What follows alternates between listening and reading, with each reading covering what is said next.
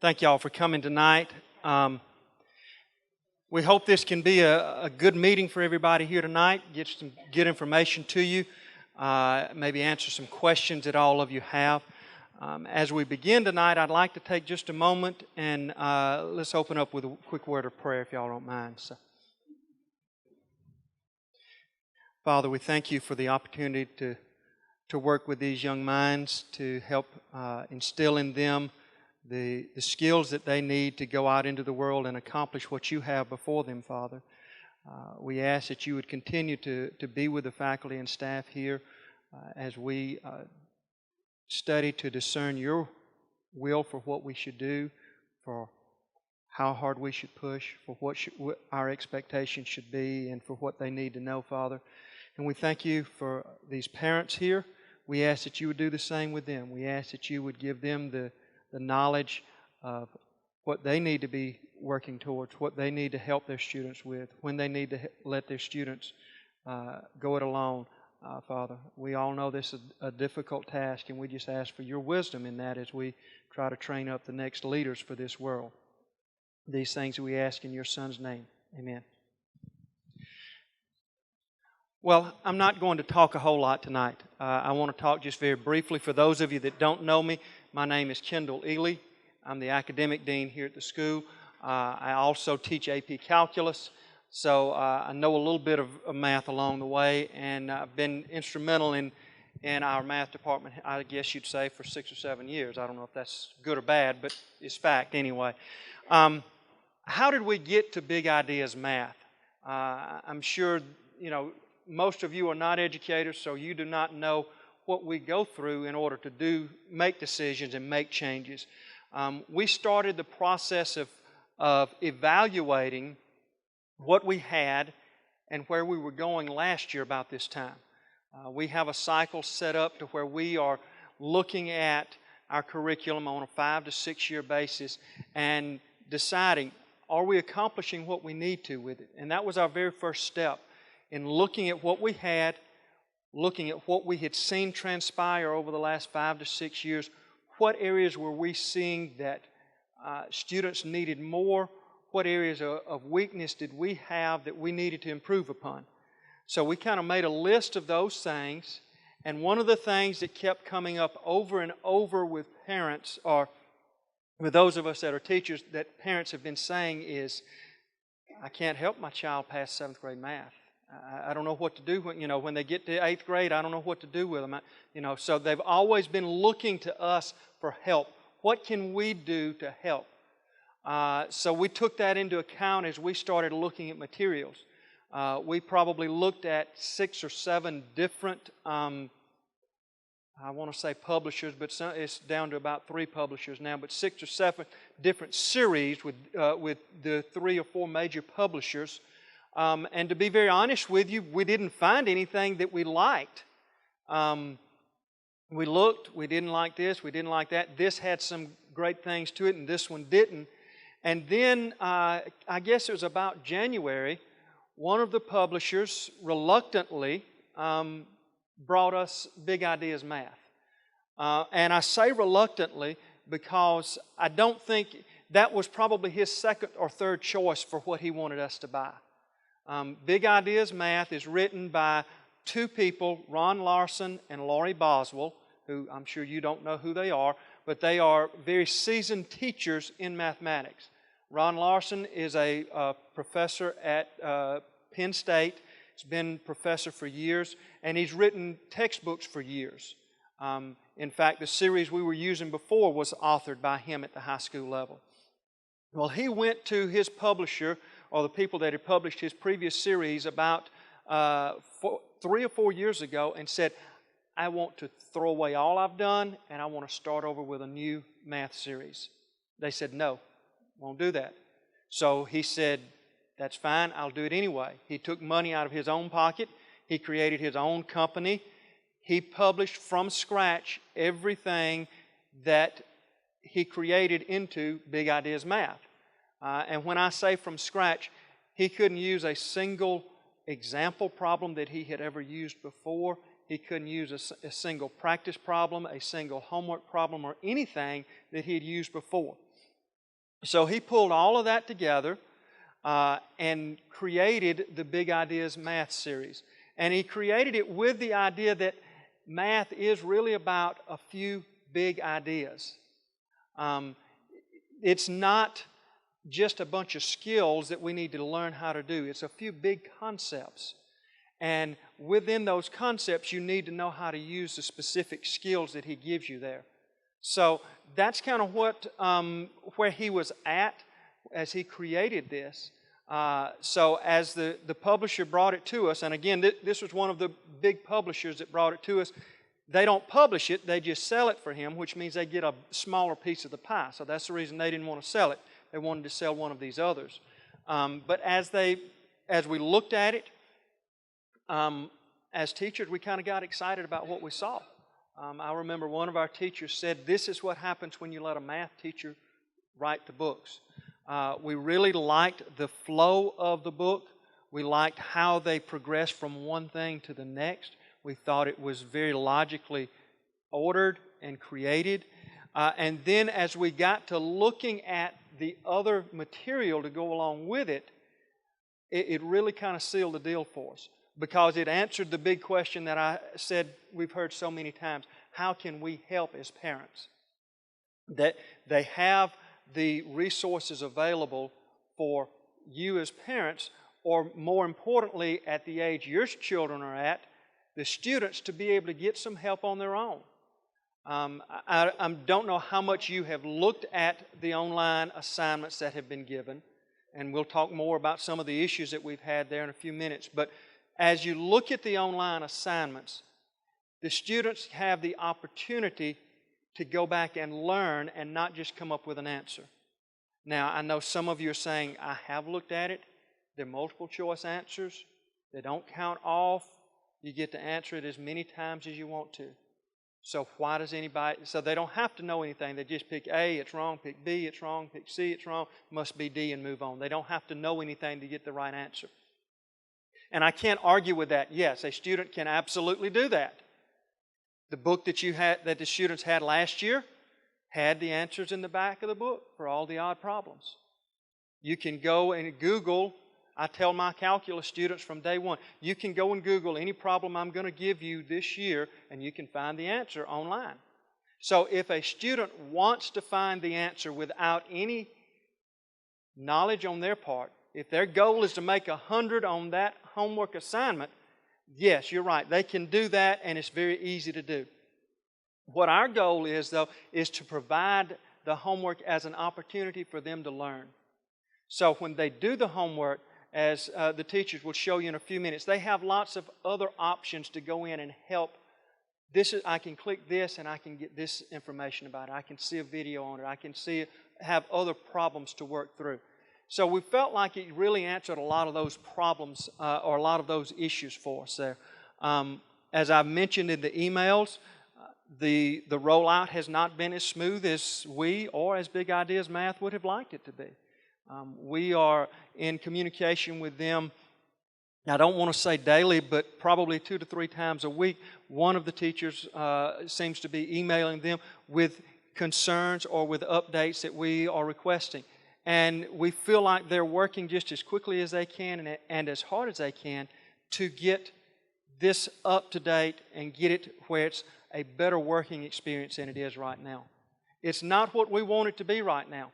We want it to be seamless. We want the students to go online, answer the homework, boom, move forward, and there to be no crying and no tears over it. But we realize it's not there. We feel like it's going to get better. We feel like it's going to become a great asset for us as a school as it does get better. And that's our goal, is to just keep working with it and to keep going at it until it becomes a much better product. Just as for your information, because many of you, this is your first time with a 9th or 10th grader in school here, the juniors and seniors have been doing online assignments for 7 years now, I think. When your child goes off to college, all of their math assignments are more than likely going to be done online.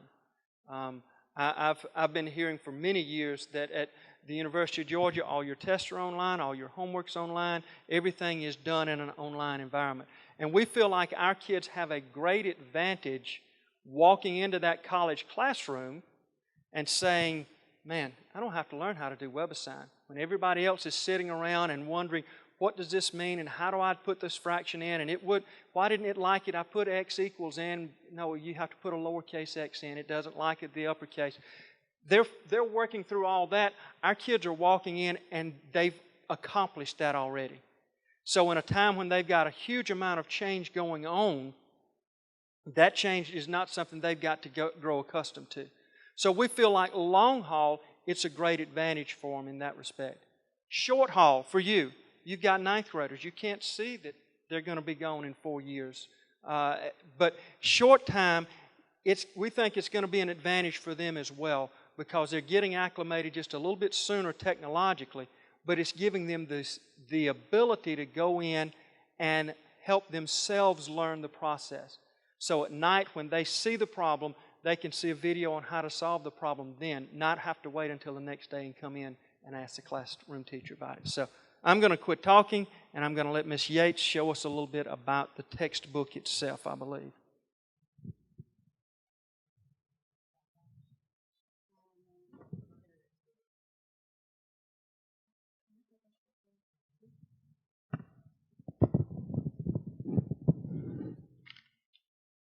Good evening. I'm going to show you some of the features of the book. Now, every student has an e-book that's been downloaded to their iPad. And if for some reason they are unable to get onto the Big Ideas website and complete their homework, we have put on RenWeb the page number and the problem numbers so that they can go to their book and they can just do the problems either in Notability or on paper. So I want to show you how this can work.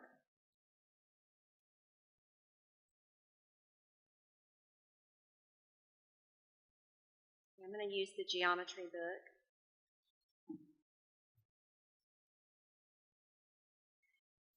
After they've opened their geometry book, they will have 3 lines up here, and that brings up their menu.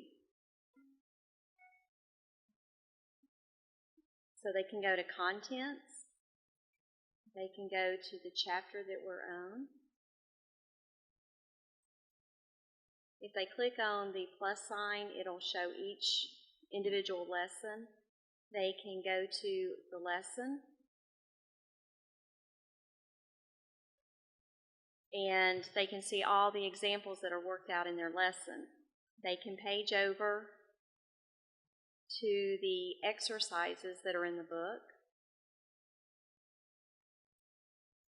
And really they don't need to know what the page numbers are because it will open each individual lesson.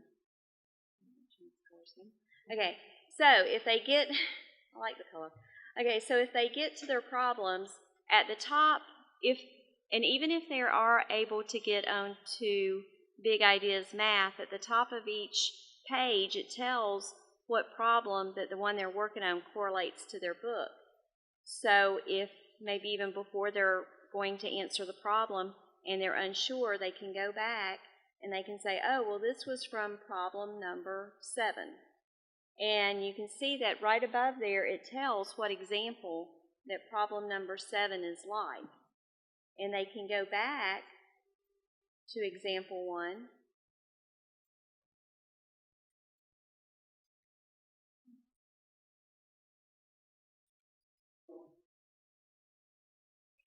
And they can look at other examples, or they could also go down here, any place that they have a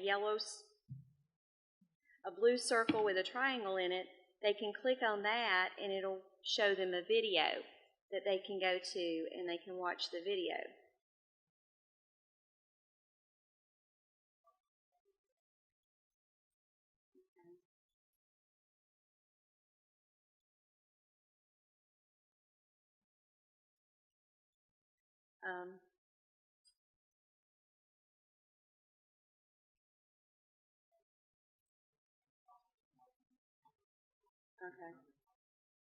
Okay. So they could go and they could watch a video that would show them another example. It would show them step by step how they could do the problem. I'm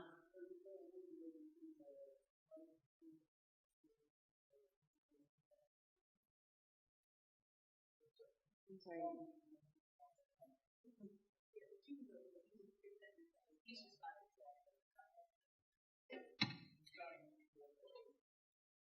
Yes, sir. Anytime you see the blue circle with the triangle in it, that means that there's a video there that they can watch. Okay. Also, if you notice in the book, at the beginning of every lesson, it tells them their core vocabulary for that lesson. Math is almost like a foreign language. It has its own vocabulary. And it's very important that they know their vocabulary, because if they don't, then they can't answer some questions. If it says that ray RT bisects the angle, tell me what the big angle is equal to. If they don't know that bisects means that it cuts it into two congruent parts, they're not going to be able to do the work. So they have their core vocabulary here, and it also tells them which page number that they can go to. And if you see up here, it says page 66. So on page 66, it has conditional statement, and it's highlighted, and they can go back. If they've forgotten, if they don't want to open their notes, they can go back and look and see what the definition of that is. Also, they can go to contents, and after every 3 to 4 lessons, there is a practice quiz that they can go to. And in the practice quiz, it tells them which lesson that the problems in that section came from. So like questions 1, 2, and 3 came from section 2.1. So if they're having trouble remembering what they were supposed to do there, they can go back to section 2.1 and they can look at the lessons again. They can watch tutorials, they can look at examples, and that will help them when it comes to quiz time. That's a good study aid for them to use to study for their quizzes, and they can use that to help them in anything that maybe they're not remembering or they're not quite sure of. Yes, sir. Yes, sir. And Mrs. Gilbert's going to show you that. Okay. Nobody wants to change these colors. Okay, so that's about all that I have to show you for the book.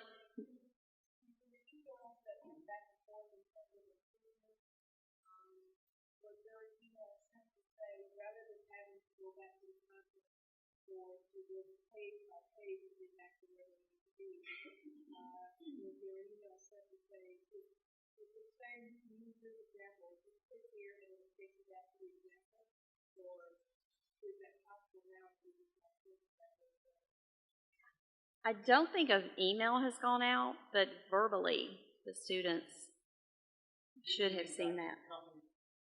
Oh. I don't remember us saying specifically, can you make these copies?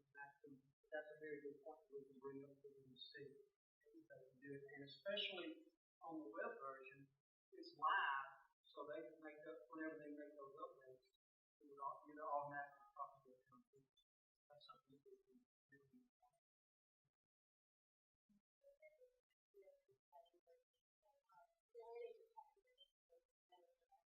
I'm going to talk about all that. No, you're fine. It's a very good question. I think the stage is just trying to show you all the books and things like that. They have that ebook. It's just like they have textbook at home, but it's on their iPad. And it's an app, so they shouldn't have to log in on the internet. It should be downloaded on their iPad. So that's right. Yes, ma'am.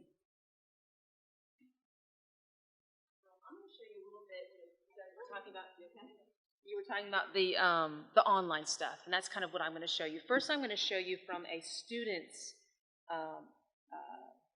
view.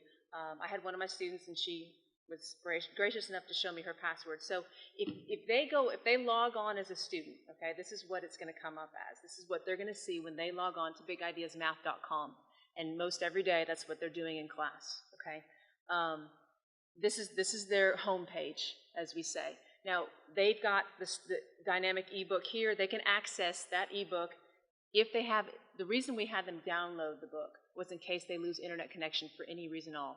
With the weather we've had, who knows what's going to happen to the internet.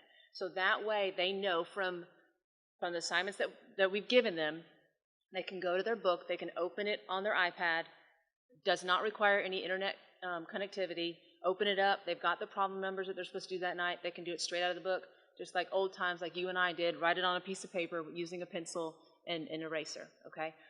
Should something, is it down here? There we go. Should something come up, they've got that option, and like Ms. Yates says, we've listed the homework problem numbers on RenWeb, so they have that.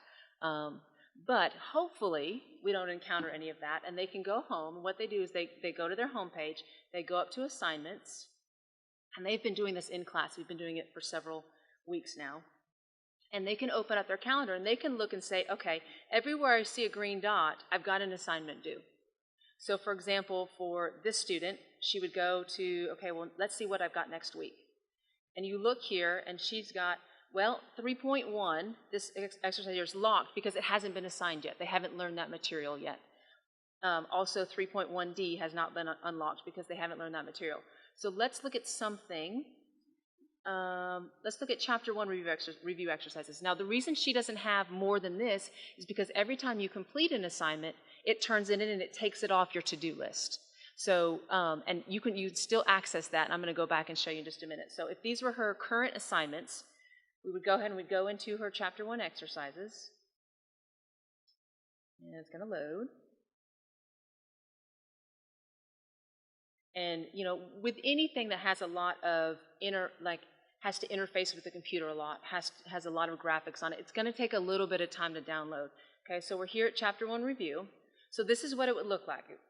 Read the instruction, identify the graph of f of x equals x plus 3 and its parent function. So if we go over here, let's say she goes and she says, oh, well, this is the answer. And then she comes down here. Now, on their screen, they see it a little bit bigger. Just because this is a smaller laptop, it kind of cuts it off. But they scroll down, they go ahead and they check their answer.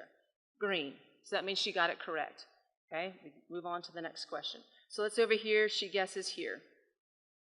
She looks at it, guesses there. Oh, well, I guessed correctly again. All right, let's pick this one.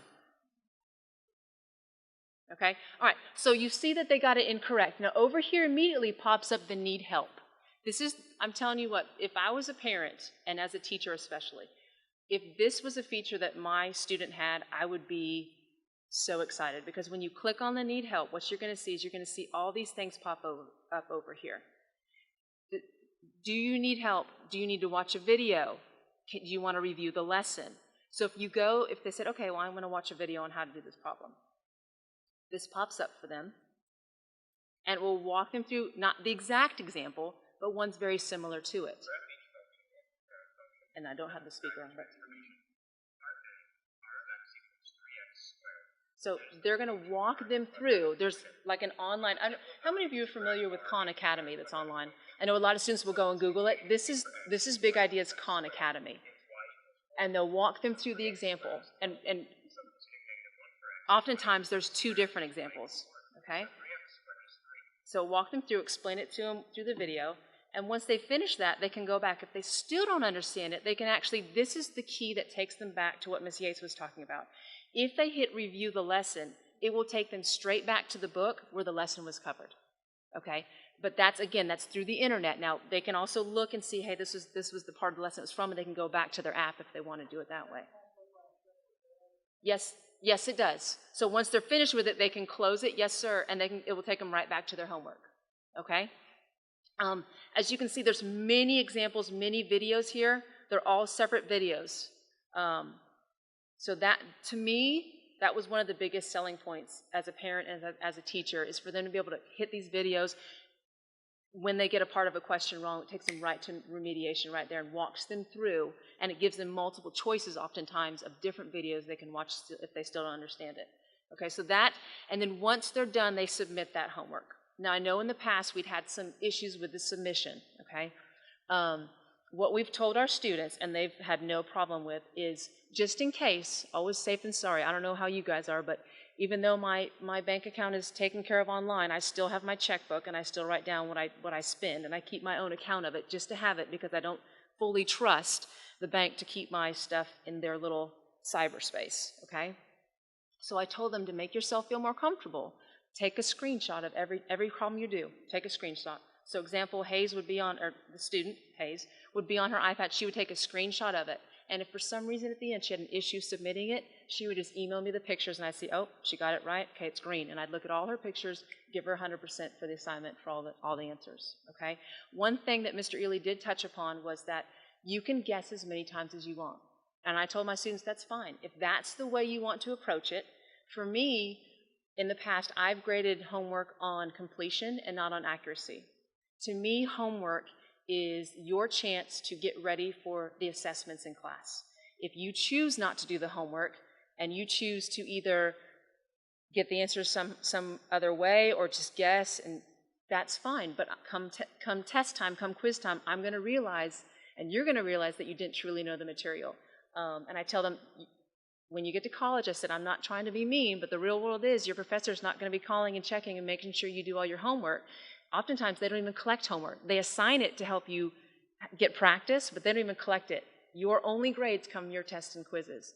So with this homework, just a minute, with this homework, what I like about it is, yes, in the end, it does give us a percentage of what they got right, but there's really no reason why a student can't get 100% on homework.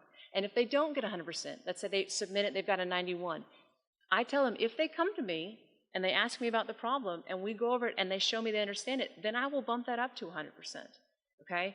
But I want to put it on them and make it their responsibility to come to me to ask for help, okay? I think that we're getting to that, especially 10th, 11th, and 12th. I know 9th graders, they're very new to high school, and I know it's new to them, but I want them to start establishing those relationships with teachers because those pay off, especially, again, at the college level. I know most of the students here are trying to go or want to go to college. Make that extra effort to go see your professor. It makes a world of difference. And if they can learn to do that here with us, at Prince, then we're doing them a justice in that case. Yes, sir. Yes, regarding the screenshot. Yes, sir. I know my daughter's paranoid about doing a screenshot of every single answer. If you're using the dynamic version and it says that you got the correct answer, is it necessary to do the screenshot? Well, I will say this, and this is what I've told my students, and that's a very good question. When after she's completed, and I'll show you this, after you can save and exit it, okay? Or you can submit it. Those are your two, or you can log out. If you do not save and exit, and you just close it down, you will lose all your answers because it hasn't told the big ideas, it hasn't sent that message through cyberspace, save my answers. It thinks that you're just closing it, you're going away from it. So it won't save what you've already done. Okay, so I tell my students, whenever they leave my room, they need to hit save and exit because you never know when the internet at home, like when you leave here and you go off this internet and when you go home to your home internet, there's no internet in the sky on the way home, okay? So once you lose internet connectivity when you leave here, it will take you off big ideas. So you hit save and exit yep. after every problem? If you want to, absolutely. And does that... It will save it, and it will get to this screen. It will say, yes, I'm sure. And what that will do is, please wait, and then it will say, okay, we've saved what you've done, and now if you want to go back and resume it, now she can go right back and resume it. There's no way to save without exiting, correct? Correct. It does not, and that's in most problems. Mr. Ely talked about WebAssign. We've been doing WebAssign here for years. That's what UGA uses. A lot of college campuses use it. We use it for our calculus class and our dual class here. Even with WebAssign, if you don't save it, it's not going to save your answers because you haven't told it to register that answer.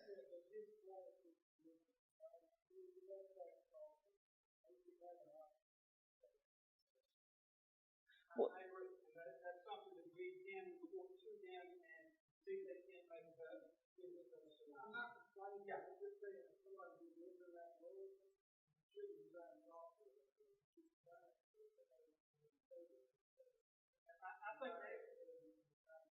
yeah, and that's one thing when we got to the drop-down menu, like you said, our wish would be that you would have a save and then separately you would have an exit. Yes, sir.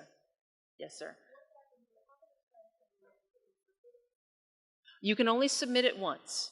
Once you submit it, then it goes off of your to-do list and it's submitted to the teacher and it becomes one of your archived assignments that you can go back and review, but you cannot edit it once it's been submitted. Correct, correct. And we've talked to that multiple times. We've talked about that in class. Always save and exit. Do not submit, because when you hit submit, it will ask you again, are you sure you want to submit? And we tell them that is it. That's when that's as if you've turned in your test to your teacher. You can't get it back. Okay? So I'm not going to submit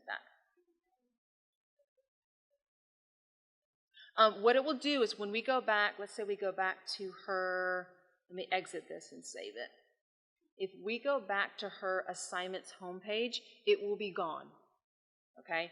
I did not submit this, but trust me, we don't only have one assignment out there that we've had all semester. There's several assignments that she's had, that she's turned in. So see right here, it would go off of this list, it would disappear.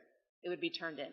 And if you look, and I'll give you an example of that. If you look down here at the 16th, you'll see, sorry about that. You'll see 3.1C right here and 3.1D. Well, we've had a 3.1A and we've had a 3.1B, but she's turned those in, so they're now off her list. Okay? Now, what you can do as a student, once you've submitted it, is you can go up to reports, and that's what we do as teachers. I'm going to show you that in just a minute as well. Okay? So under reports, it's going to show all of her assignments that she's turned in and what she scored on it. Now, don't be alarmed by the zeros. Those are things we did separately. So, and a lot of these were tests that we ran when we were having the issues early on, which most of, if not all of, have been solved. Okay, so if she comes down here, so her 3.1A, she submitted, she can review it, which means she can go back onto the assignment, and she can look at it, but again, she cannot edit it and resubmit it. Okay, so she can review it, she can go back and look at her answers, look at the problems, use it to study from. Okay, let's see there. Okay, she can also go to what's called report. And this is a very great tool, especially for the teachers.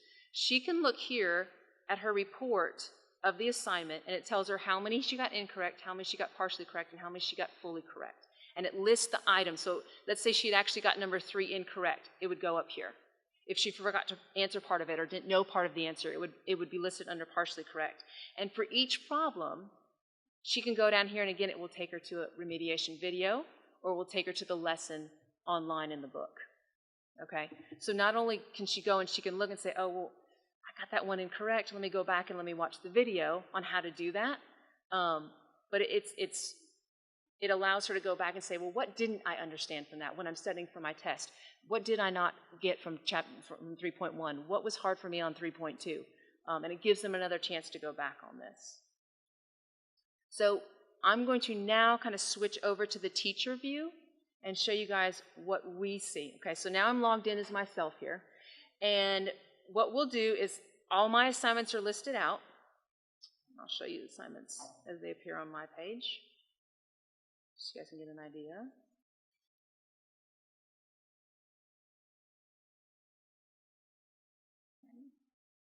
So assignments for me are listed out, and it lists all the assignments here. Now, once all my students have submitted, what I do is I take my assignment and I do what's called, I submit it to my archive. So that way it doesn't keep appearing on their homepage, because it will say overdue or past due or whatnot. If for some reason they were absent and I had to reassign it to them for a different due date, that will never go off that student's page because they didn't actually do it with all the other students in class. So for example, if Mary Hamilton was absent one day in class, she had a doctor's appointment, and she missed it. So then I met with her the next day and taught it to her. Well, she wasn't assigned the assignment at the same time as the other students, so I assigned it to her separately and gave her an extension on the due date. Well, she would still get that assignment that all the other students get, but it would sit there on her home screen saying overdue, overdue, overdue, because she would never complete it there. She would complete it when I gave it to her with the new due date. So that's why I have to go and submit those, but that's just teacher technicality. So what I can do is I can look, like for example, at 3.1. I can go and I can look at that. Now, if it's past the due date, I'm not going to go in and edit it. So I would go to my reports. And this is why I love this as a teacher, and I think Ms. Yates and I and Ms. Dressel, everybody that's using this really loves it. I can go over here and I can go to Chapter 3, and I can go down to the assignments that I've assigned, and I can look at the report, okay? And I can get it to show the details. Now, there's a couple different things I can look at. I can show the details of this, and I want to go quickly because it's got students' names and we don't want, okay?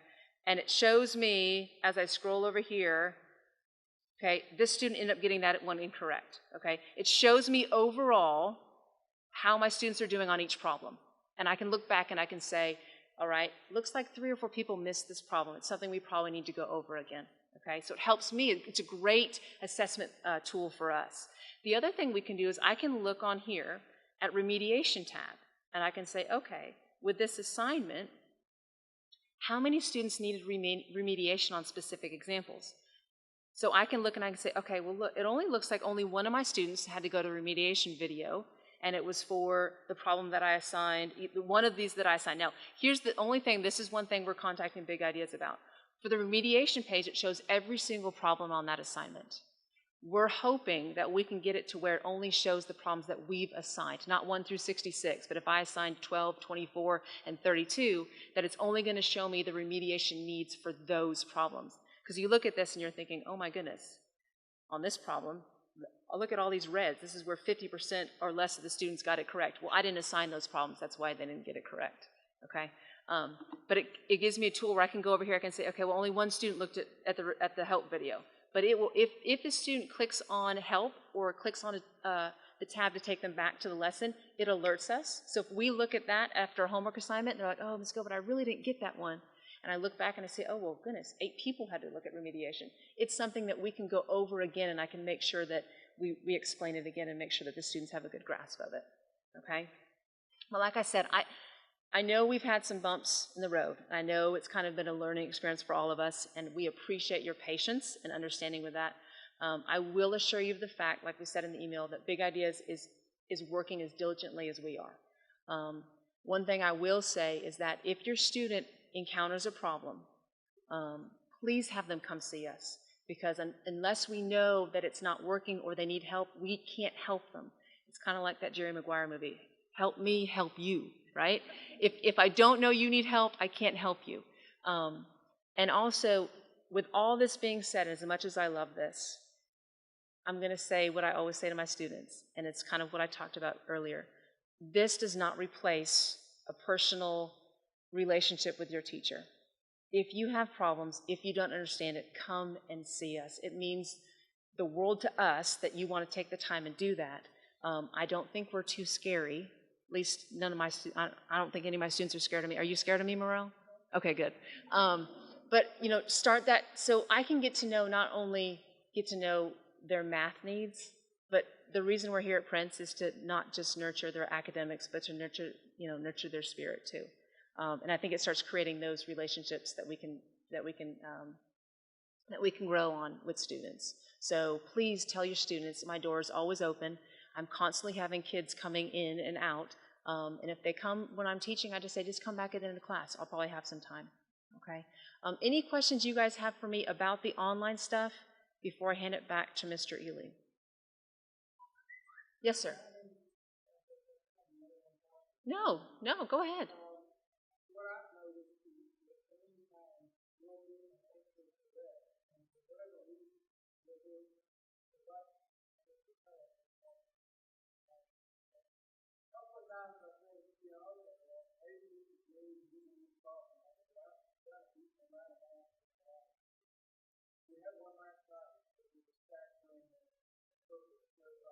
Mm-hmm.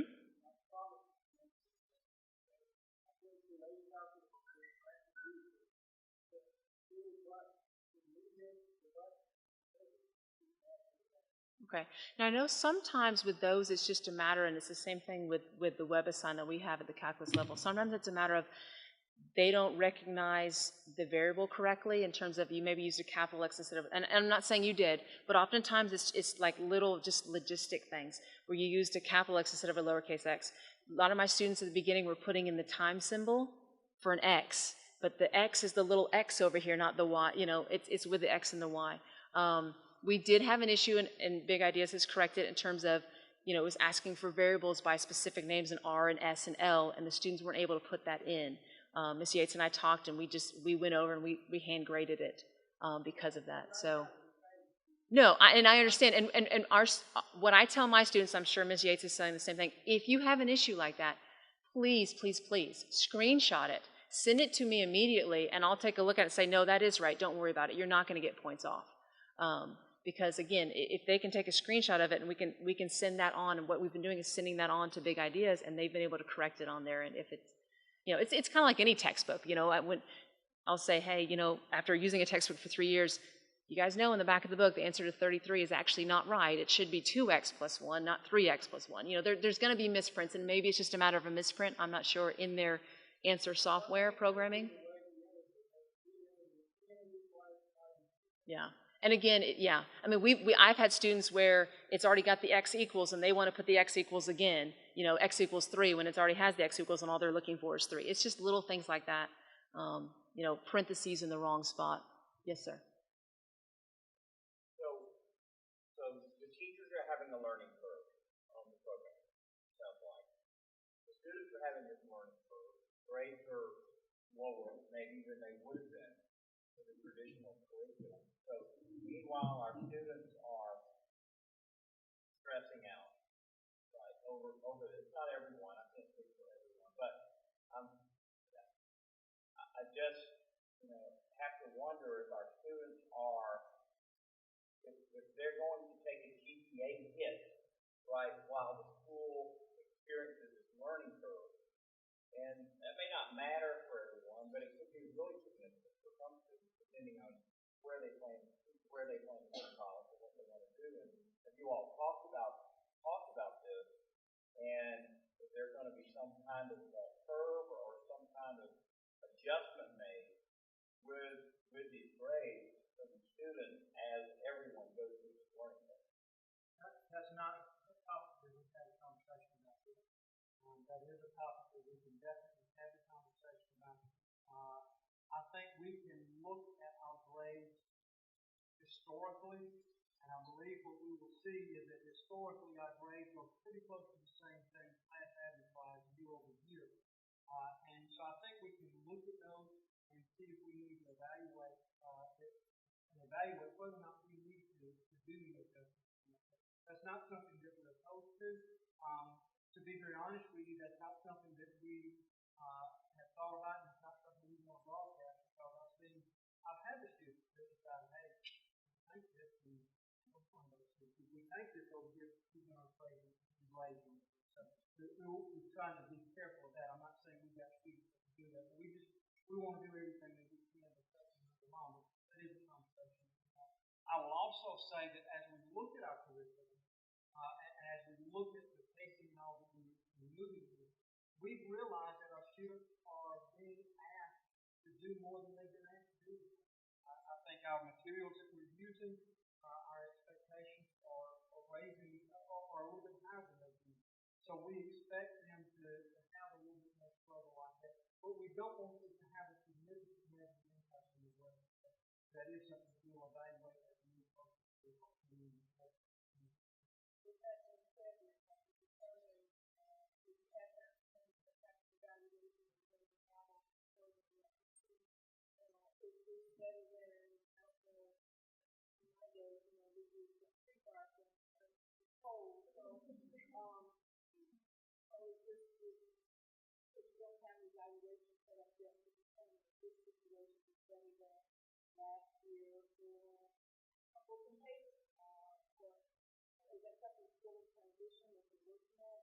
I think that's one of the niceties I think with what we've got is that we do have the ability to make a change with less money having been put into it. Let me stop and say, money is not the driving force in what our materials are.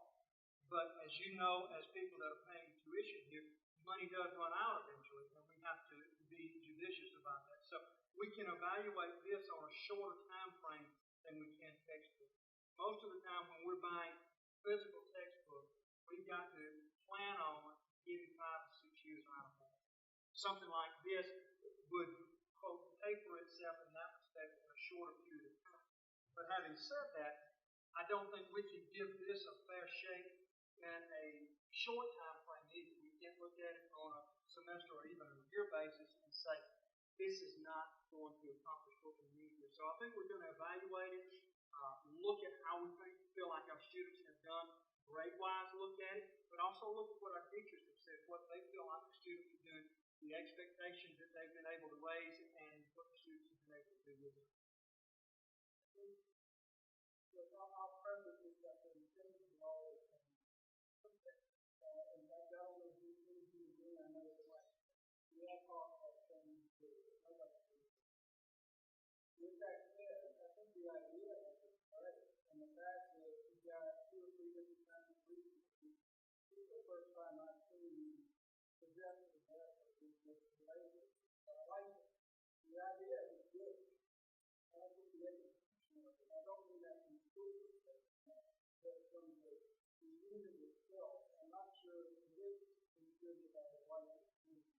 For whatever reason, you hit a button and say, well, maybe if you block the internet, maybe if you do something that isn't bank on your online test.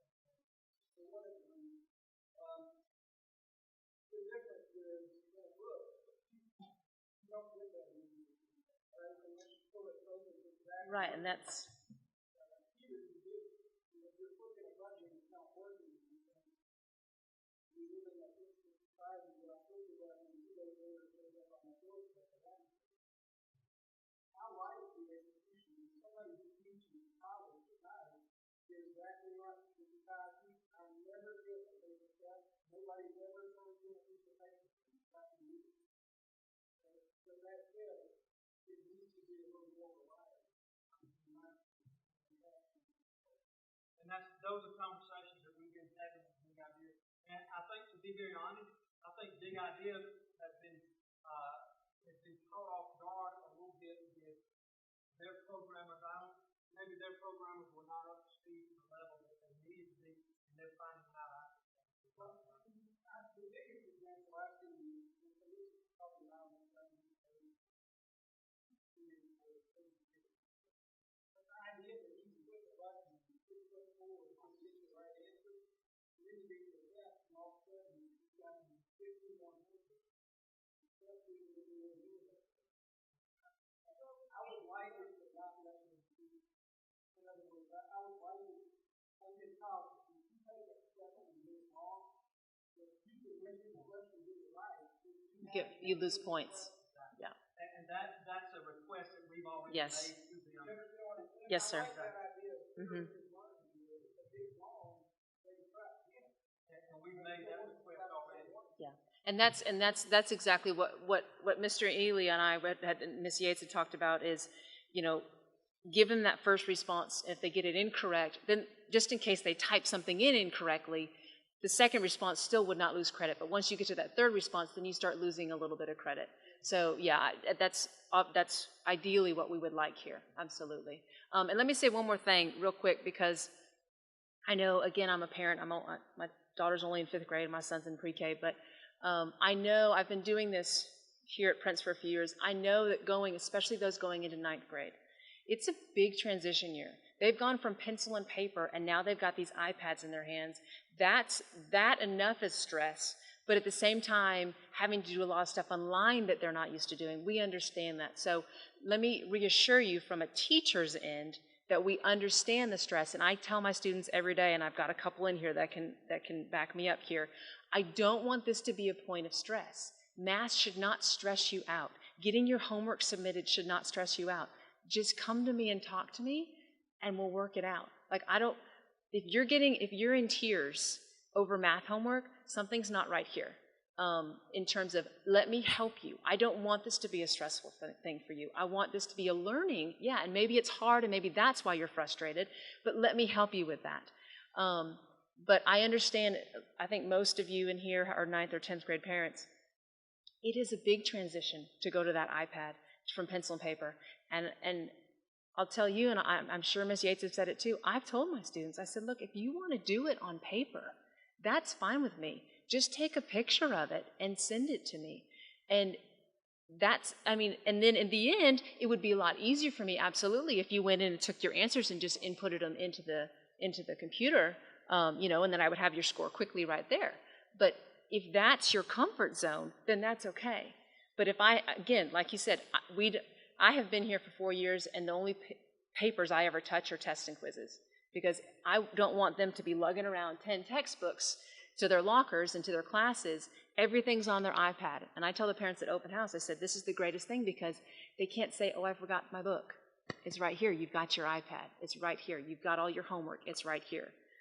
So to me, it's a great thing to have it all on there. But if it's something that's causing anxiety or stress, please, you as parents or students, come talk to us, because that's the last thing we want. We want them to enjoy. I know they won't enjoy math as much as we do because we're kind of crazy that way, but we want it to be enjoyable. We want it to be challenging, but we want it to be enjoyable.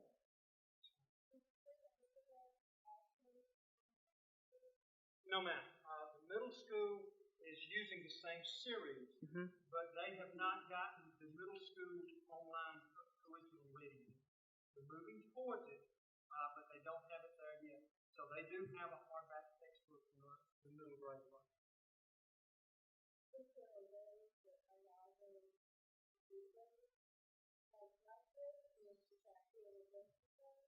That's a good question, and I don't know if the videos are there yet or not. I know there are plans for them. When we were attending a webinar, I think in July, they were making preparations to get those into the middle school curriculum, but I don't think they have them yet, and I don't think they have a timeline.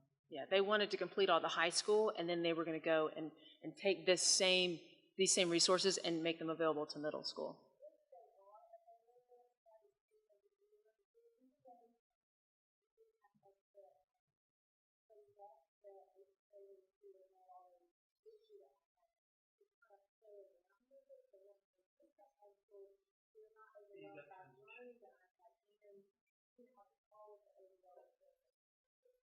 That's something that we've had conversations about for 4 years now. How can we help ease this transition in the 9th grade? You know, what can we do with 8th graders to help ease that transition? And that's an idea. I don't know that we have the iPad to do something like that. That's something that we could definitely look at and evaluate. I will say this in terms of the iPad and being comfortable with it is my son in pre-K, they have iPads that like a classroom set, not full set, but like 2 or 3 they have, and he's on there doing stuff. He knows how to log in. So we are making those available in terms of, I think we have a cart from the library if the middle school classrooms want to use them for certain things. I know the science really uses it a lot, but it should help them become more comfortable on the iPad. I know many of the students have iPads around the house or they have their phones. I mean, don't tell me they're not used to those phones, because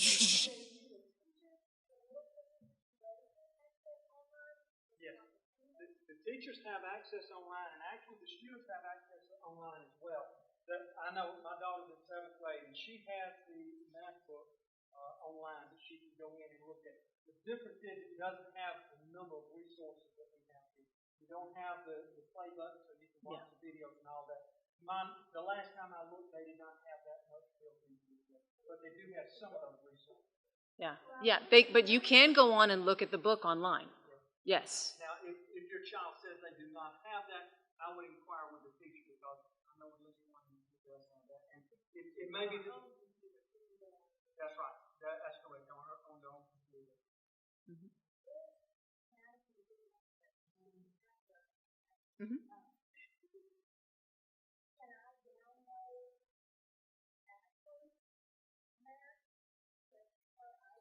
Now, what you'll have to do is you'll have to talk to her instructor, because her teacher has to give a code in order for her to have access to that book.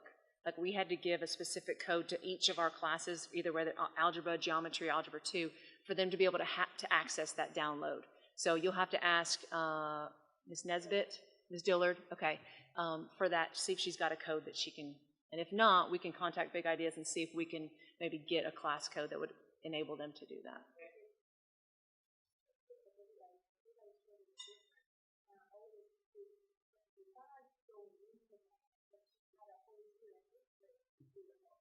Right.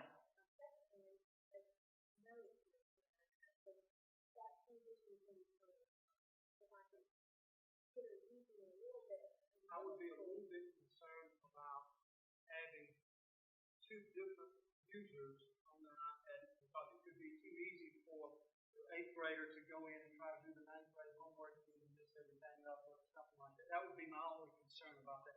But as far as just downloading the book, I think done relatively easily. I think I'd be glad to sit in and talk with you. Well, you know, I'll be glad to talk with any of you individually. We've been here about an hour. I'm sure some of y'all have things that you need to go home and do. But if you've got any other questions, please feel free to come up and ask us about it. We'll be glad to help you out. Feel free to contact us in the future if you've got any questions. We'll be glad to help you out again. And again, let me help me help you.